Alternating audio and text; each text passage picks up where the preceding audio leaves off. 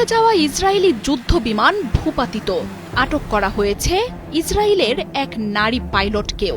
এমন চাঞ্চল্যকর দাবি করছে ইরান। হুট করে ইসরায়েলের আগ্রাসী হামলার পর যেন গা ঝাড়া দিয়ে উঠেছে ইসলামী বিপ্লবের দেশটি।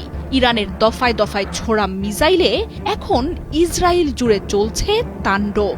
এক রাতের ব্যবধানে 4 দফায় 1.5 শতাধিক ব্যালিস্টিক মিসাইল ছুঁড়েছে ইরানের বিপ্লবী গার্ড বাহিনী। শনিবার ভোরেও ইসরায়েলের মাটিতে আছড়ে পড়তে দেখা গেছে ইরানি মিসাইল। তেল আবিব, জেরুজালেমের পর ইরানি মিসাইল আঘাত হেনেছে বন্দরনগরী এইলাতেও। ইরানের সাথে একযোগে ইসরায়েলে হামলা চালাচ্ছে ইয়েমেন ও ইরাক। দিনভর ইসরায়েলের কয়েক দফা হামলার পর রাত নামতেই নিজেদের আক্রমণ শুরু করে আইআরজিসি।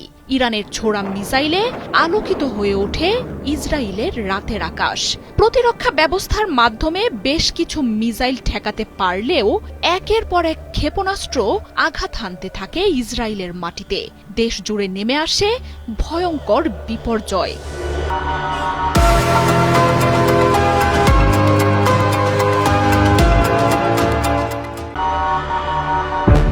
মাটির নিচের বাংকারে লুকিয়ে থেকেও রক্ষা পাচ্ছেন না ইসরায়েলিরা।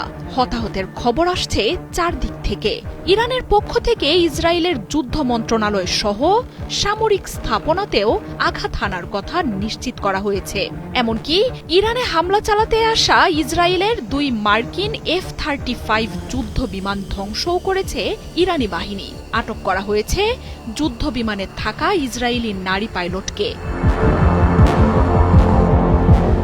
ইরানের হামলায় ধ্বংসযজ্ঞের ছবি বা খবরাখবর প্রকাশে কঠোর নিষেধাজ্ঞা জারি করেছে ইসরায়েল। পশ্চিমা গণমাধ্যমগুলোর ভিডিওতেই তেল আবিবে আছড়ে পড়া মিসাইলের দৃশ্য দেখা গেছে। এছাড়াও জেরুজালেম, হাইফা, এইলাতের মতো শহরগুলোতেও ব্যাপক ক্ষয়ক্ষতির কথা জানাচ্ছে গণমাধ্যমগুলো।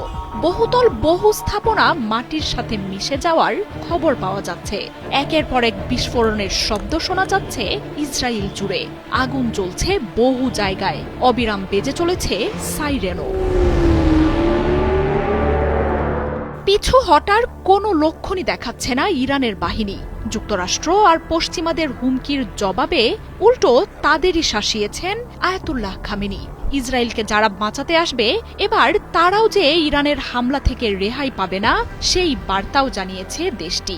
ইরানের পাশাপাশি মিসাইল ছুঁড়েছে ইয়েমেনও। ড্রোন হামলা হচ্ছে ইরাকের ভূখণ্ড থেকেও।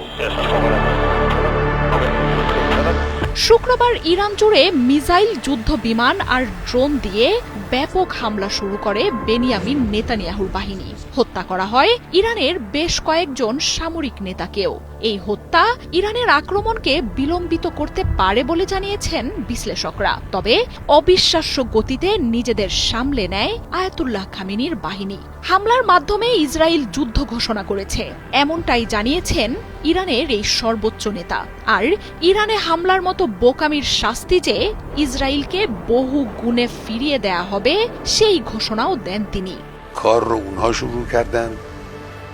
মার্জিয়া উপমা, ৭১।